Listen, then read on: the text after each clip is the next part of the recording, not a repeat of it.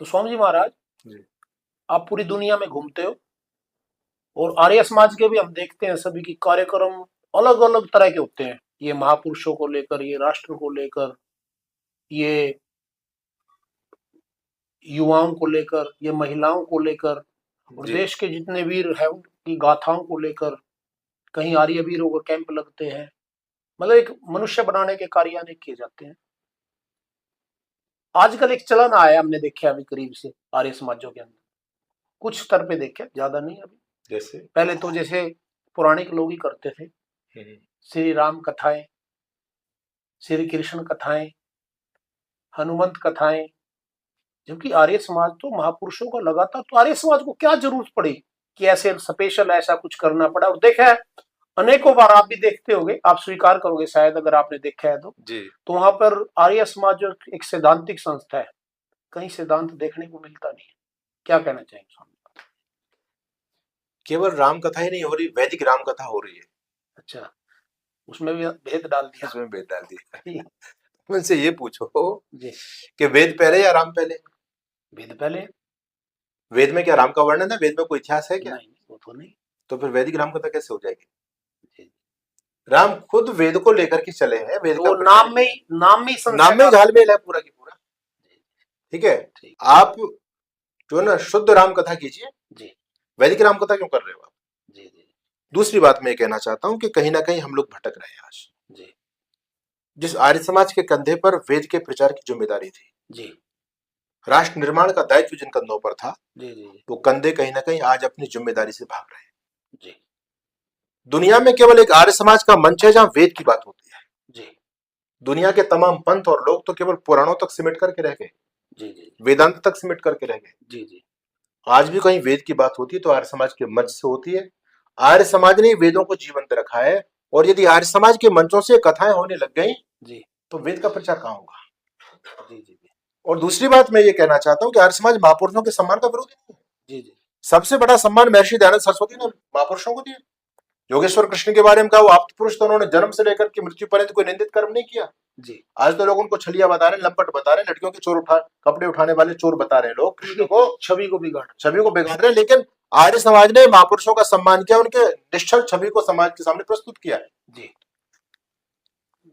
भगवान कृष्ण हमारे आप्त पुरुष हैं, जी मर्यादा पुरुषोत्तम श्री राम हमारे आदर्श हैं। जी आर्य समाज का जो भी कार्यक्रम होता है, हर विद्वान, भजनोपदेशक और वक्ता अपने किसी न किसी सत्र में 20, 25, 30 मिनट बोलता ही है उनके बारे में कि वो बड़े पावन उनका जीवन था। और बाकी हम आगे बढ़ जाते हैं, बहुत सारी बातें हैं बात करने के लिए, वेद की बहुत सारी बातें हैं, समाज में विसंगतियां हैं, जी जी वैदिक सिद्धांत को लोग जाने, इसके लिए हम चर्चा करते हैं। जी जी और वहां केवल 9 दिन या 7 दिन केवल एक ही विषय को लिया जा रहा है। जी जी आर्य समाज का उद्देश्य महर्षि दयानंद सरस्वती ने लिखा था कि वेद का पढ़ना पढ़ाना और सुनना सुनाना। सब आ रही हो। ये राम कथा सुनाना आर्य समाज का धर्म नहीं था, वेद का सुनाना धर्म था, वेद का पढ़ना धर्म था। जी जी तो मैं ये कहना चाहता हूं, आपने बहुत ज्वलंत आज प्रश्न पूछा मेरे से, जी जी इसको लेकर के मेरे हृदय में बहुत बड़ी टीस है। तो मैं आपके चैनल के माध्यम से लोगों को ये कहना चाहता हूं कि आर्य समाज भटके नहीं। यदि हम भटक गए तो समाज को रास्ता कौन दिखाएगा? रामकृष्ण हमारे आदर्श हैं। एक जगह में था और एक देवी राम कथा का वाचन कर रही थी, जी लगभग 1.5 घंटे उन्होंने मंत्रा और केकई के संवाद पर लगा दिया। केकई ने ये बोला, फिर मंत्रा ने ये बोला, फिर एक भजन सुनाया, फिर केकई ने ऐसा कहा कि मंत्रा तू मुझे नहीं जानती, राम को नहीं जानती। अरे भाई, इस प्रसंग को 2 मिनट में खत्म किया जा सकता है। कोई अब सिद्धांत की चर्चा करो ना। आर्य समाज ने सिद्धांत की चर्चा यदि करनी बंद कर दी तो लोग कहां जाएंगे? आज आर्य समाजियों के घरों में लोग राधा स्वामी को ज्वाइन कर रहे हैं, कोई धनदास सतगुरु में जा रहा है, कोई ब्रह्मा कुमारी में जा रहा है। क्यों? क्योंकि हमने सिद्धांतों की चर्चा की नहीं है। जी जी और हमारे मंचों से भी सार्वजनिक रूप से सिद्धांतों की चर्चा बंद हो गई, और हम भी केवल उस भीड़ की तरफ जाने लग गए कि भीड़ आकृष्ट हो जाए, हमारी दुकानदारी चल जाए। तो उसको आकृष्ट करने के लिए सिद्धांत को तोड़ा जा रहा है। तो मैं तो अपने जो भी लोग हैं जो इस तरफ बह रहे हैं, और बहुत तेजी से लोग, अब तो बहुत कथावाचक आ चुके हैं जी। हमारा कार्य कथा करना नहीं है, महापुरुषों का सम्मान करते हैं, और इतना बड़ा सम्मान है कि हमने तो भगवान कृष्ण के सम्मान में अपनी गर्दनें कटाई है। जी बिल्कुल। मंदिरों पर जब घंटे घड़ियाल बजने पर प्रतिबंध हुआ तो हमने तो आंदोलन किया है, दरभंगा की धरती से 16 लोगों का बलिदान हुआ है जी। तो ये हमसे ज्यादा अपने महापुरुषों का सम्मान और कौन करेगा? जी जी। लेकिन हमारा मिशन दूसरा है। कृष्ण जिसका प्रचार करते थे, राम जिसका प्रचार करते थे, हम उसका प्रचार कर रहे हैं। जी जी है ना भाई, राम कथा तो और भी लोग कर रहे हैं, कृष्ण कथा वो करे और इससे अच्छा कर रहे हैं वो। जी जहाँ रोने की बात आती है वहां ढल ढल आंसू टपकाते हैं, जी जी नाचते भी हैं, जी और पता नहीं क्या क्या वो भंगमाएं लेकर के करते हैं। जी जी वो लोग कर रहे हैं, वो करते रहेंगे। जी जी ठीक है, एक अवतारवाद को लेकर के और उनके जीवन की वही तो समस्या है ना, कि उन्होंने कृष्ण को भोगी मान लिया, छलिया बता दिया, लंपट बता दिया।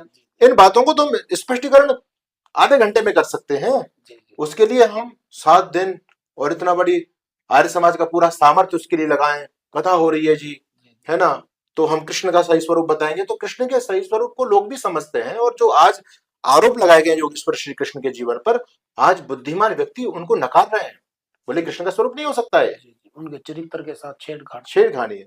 तो ये जो कथा वाला जो प्रचलन चला है, निश्चित रूप से ये बहुत चिंतनीय है। और मैं समझता हूं कि यदि आर्य समाज के मंचों पर भी ये मनोरंजन आ गया तो फिर सिद्धांत कहां बचेगा जी। ये बहुत बड़ा ज्वलंत मुद्दा है। तो आर्य समाज के मंचों पर वैदिक सिद्धांतों की ही चर्चा होनी चाहिए। तो ये प्रचलन चला है, ये गलत चला है। तो इसके लिए जिम्मेवारी सभी पदाधिकारियों को, पूरी टीम, पदाधिकारियों की भी जिम्मेदारी। और कारण ये हो गया है कि पदाधिकारियों ने स्वाध्याय करना बंद कर दिया जी, धरातल पर जाकर के काम करना बंद कर दिया जी।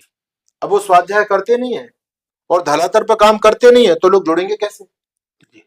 अब जब लोग 4 लोग आ रहे हैं उस कार्यक्रम में, तो पदाधिकारी समझते हैं कि यार फिर तो हमारी बेइज्जती होती है, तो क्या करें, बोले कथा करा लो, कथा के नाम से लोग ज्यादा आ जाएंगे।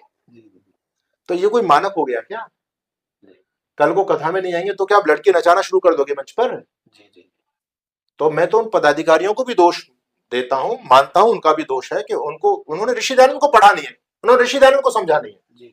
आर्य समाज के पदाधिकारी बन गए तो क्या हो गया? वो अपना स्वाध्याय करें, चिंतन करें।